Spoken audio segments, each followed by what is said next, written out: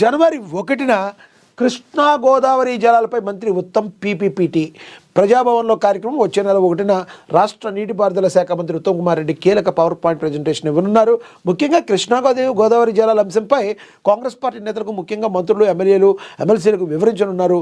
ప్రగతి భవన్ వేదికగా నిర్వహించే ఈ పీపీపీటీలో రాష్ట్ర జల విధానంపై ప్రభుత్వ వైఖరి, గత ప్రభుత్వాల పాలనలో జరిగిన నిర్ణయాలు, ప్రస్తుతం ఎదురవుతున్న సవాళ్లపై సమగ్రంగా వివరించనున్నారు. ఈ కార్యక్రమంలో CM Revanth Reddy, deputy CM Bhatti Vikramarka కూడా హాజరు కానున్నారు. ప్రధానంగా అసెంబ్లీలో కృష్ణా గోదావరి జలాలపై ప్రజలకు పూర్తి స్థాయిలో వివరించే లక్ష్యంతో గత ప్రభుత్వం చేసిన ద్రోహాన్ని వివరించేందుకు ప్రభుత్వం సిద్ధమవుతుంది.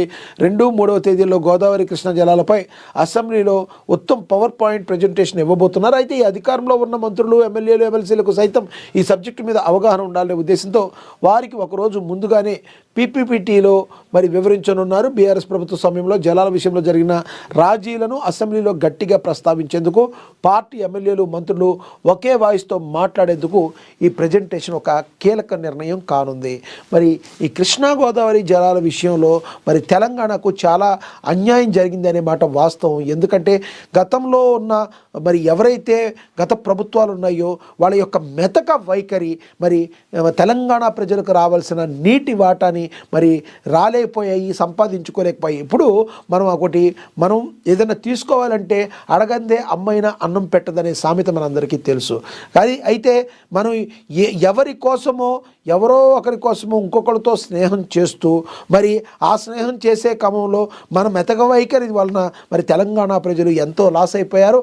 ఆ నీటి జలాల వాటాని రప్పించడంలో గత ప్రభుత్వం విఫలమైందని విపరీతమైన ఆరోపణలు ఉన్నాయి, విపరీతమైన విమర్శలు ఉన్నాయి. అసలు ఏ రకంగా గత బీఆర్ఎస్ పార్టీ జలాలని మన తెలంగాణకు రావాల్సిన వాటాలని తెచ్చుకోలేకపోయిందన్న దాని మీద పవర్ పాయింట్ ప్రజెంటేషన్ ఇవ్వబోతున్నారు ఉత్తమ్ కుమార్ రెడ్డి. అదేవిధంగా మరికొంతమంది ఎమ్మెల్యేలకు, మంత్రులు కూడా దీని మీద అవగాహన కల్పించేందుకు ముందుగా ఈ పీపీపీటీ ద్వారా పవర్ పాయింట్ ప్రజెంటేషన్ ద్వారా మరింతగా వాళ్ళకి తెలియపరిచి అసెంబ్లీలో తమ వాయిస్ని, తమ గళాన్ని వినిపించేందుకు వాడివేడిగా చర్చ జరిగేందుకు ప్రభుత్వం సిద్ధమవుతుంది. దానికి మంత్రి ఉత్తమ్ కూడా సిద్ధమవుతున్నారు.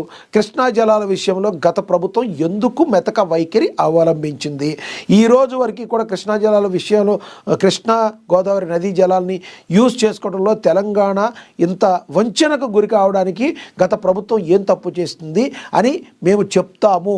ఎటువంటి పరిస్థితుల్లో మా వాయిస్ వినపడతాం, మా దగ్గర ఆధారాలు ఉన్నాయి, మా దగ్గర సాక్ష్యాలు ఉన్నాయి, ఎందుకు మీరు చేశారో ఈ రకంగా మేము మీ ప్రజల ముందు పెడతామని చెప్పి కాంగ్రెస్ సర్కార్ చెప్తుంది. చూద్దాం రానున్న